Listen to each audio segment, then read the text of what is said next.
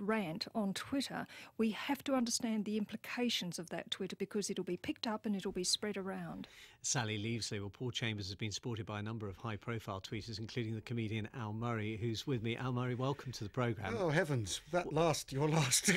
We warmed you up nicely with that, Would you like to write a list of things we're allowed to say? Shall we have a prescribed list of things that are OK to say on Twitter? Is that what we're going to get next? Heavens. Isn't it always a question of balance, though?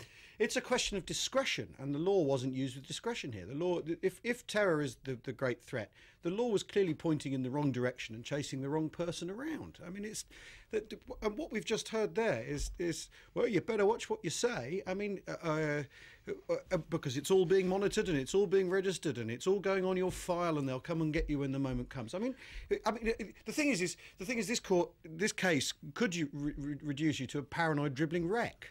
It obviously hasn't reduced you to. You're obviously pretty pleased by the judgment. But I mean, no, it's a fantastic judgment. In a sense, there's nothing new, is there, about this argument? It's always been about the balance between kind of freedom to say what you like and responsibility. It's the old thing about you're entitled to say what you like, but if you shout fire in a crowded theatre and you cause a riot, fire in a crowded theatre, if you shout fire falsely in a crowded theatre, of course, which is actually the point of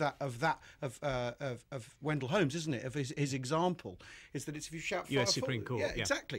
And in fact, and actually, what Paul did on Twitter was he shouted fire in a theatre from the stage to his followers, so to speak, the way comics do, you know. And Twitter is a platform in that respect. I also think that, I mean, you played out the tweet in full. I won't repeat it again because it's got some, you know, not lunchtime words in it.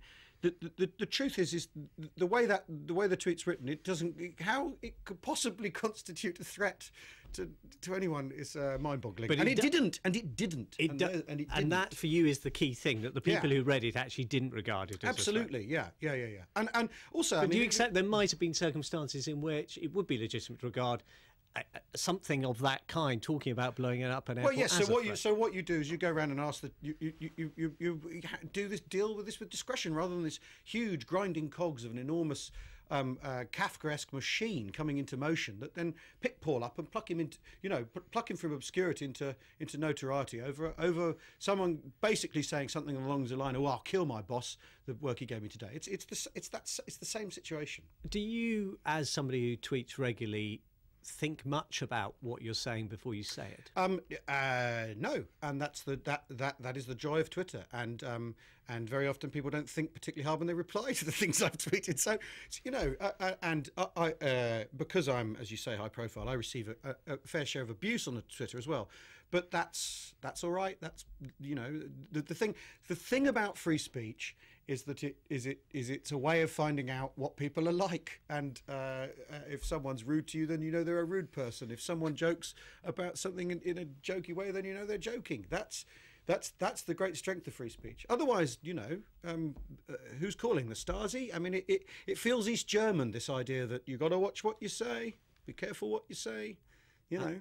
Al Murray, thank you very much. And at risk of, I might be tempting fate here, but I've just point out, if you want to join others in discussing us and what we're doing and saying, you could do so on Twitter using the hashtag. Yes, but, you know, watch what you say. Al Murray, many thanks. It's a pleasure.